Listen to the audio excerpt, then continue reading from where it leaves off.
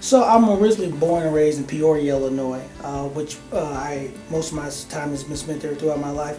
But then once I got my degree, I worked as a teacher and football coach at Bloomington High School for 2 years. Then me and my wife transitioned to Chicago, Illinois, where I was a football coach, department chair, dean of students, and all these things at a charter school called Urban Prep Academy for Young Men, which is an all-boy African-American boys' school in Chicago, where we were able to build some effective relationships, help students from the west and south side of Chicago understand that there's more out there for them, that they can achieve, that they can go to four-year universities, and we're able to have 100% of our students go to four-year universities. 100%? 100%.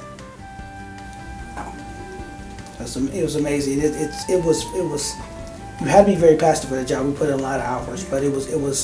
We loved doing it. We loved those kids. We loved the culture. We loved developing those relationships, and just seeing some of those kids now as adults having kids. It's kind of amazing to see that those who did continue through the path be successful in life. So it was an awesome time.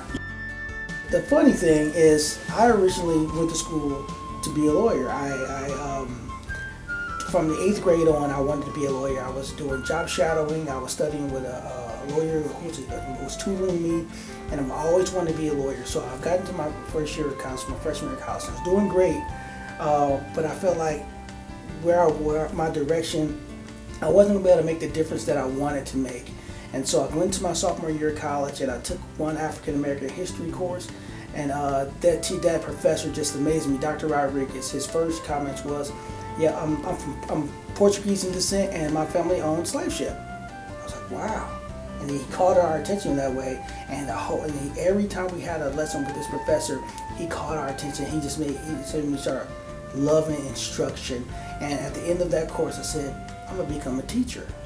And I switched my major to education because I figured that I can impact students, I can impact young people greatly through education than I could be doing the law field. So I switched in my sophomore year to education to the cliche, to make a difference.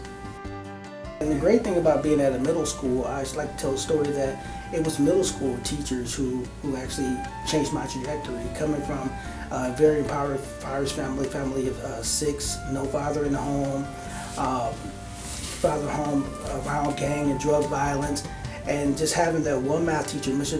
Dotson, tell my mom in 7th grade, call her up to the school and say, "Hey, Keith's not working to his potential, he can do better."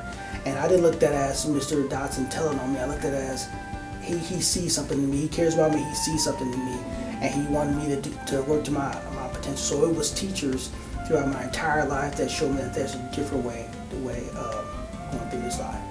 I want to know that I'm a fun-loving, good-natured guy who wants the best for all students. I firmly believe that education is key to the overall growth of students, and that's not being cliche. That's not just saying things that we see in books or on TV, but I want the community to know that my goal is to make sure we grab students' innate intelligence and knowledge and use that to help them grow. Our students are filled with this knowledge and understanding, and it's up to us to pull that out of them and get them to use that knowledge and understanding. So I'm just one of those guys who I believe in students. I want the best for students. I want them to use what they know to help them grow. So I'm all in. I'm all for the growth of students. I'm all for the growth of staff. I'm all for the growth of families. I'm all for the growth for the community. So any way I can help and be of assistance, I'm here.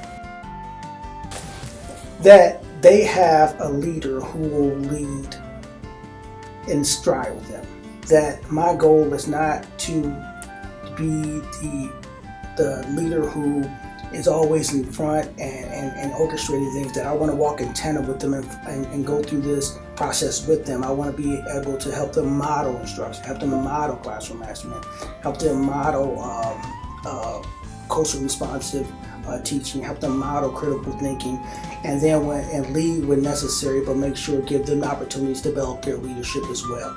And so this is a team effort, and I have to be willing and able to help develop the leaders, but also walk in stride with them to help the school grow. So they're on the front lines. I plan to be on the front lines, but that I truly care for them and care for their overall growth as people, right? So we're so we always focus on the academic piece for students, and the fact that we see the academic growth. But I want to see them grow to be exceptional citizens and people internally, and that will show through their academic process as well. But I want to make sure that they know that there are different avenues that they can be great in, and that different areas where they can grow, and that culturally, and that they can be effective citizens and contribute to our great society. So I want them to know that they're loved, they're cared for, anything that they need, I'm here for. That they need to approach me about anything, and that if they need help with anything, that they can come to Dr. Davis, and that it will be confidential, that we will work through it, and that I want the best for them in life, not only just at Blalack.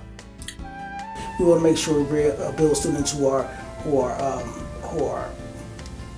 know what it means to be good citizens, to contribute, to show community service, to show brotherhood, to show love, but also have that academic basis to be able to compete in the job market as they progress, and compete in high school, and gain the knowledge necessary and the critical thinking necessary for them to achieve great academic heights. But we have to make sure that, like I said before, that these are well-rounded individuals, that they're great individuals who can contribute and who are loving and can be instrumental in keeping our society and our great society together and connected, and doing what's best for our communities.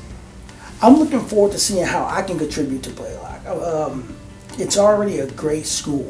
It's a phenomenal school, but what pieces can I bring to help it continue its trajectory, and keep it growing and keep it getting better and better? We always have areas of growth, and I'm also excited to see how Blalack can help me grow as an administrator.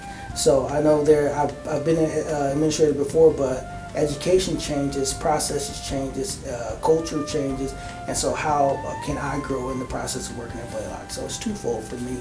It makes you see what I can give to Blalack and what Blalack can give to me.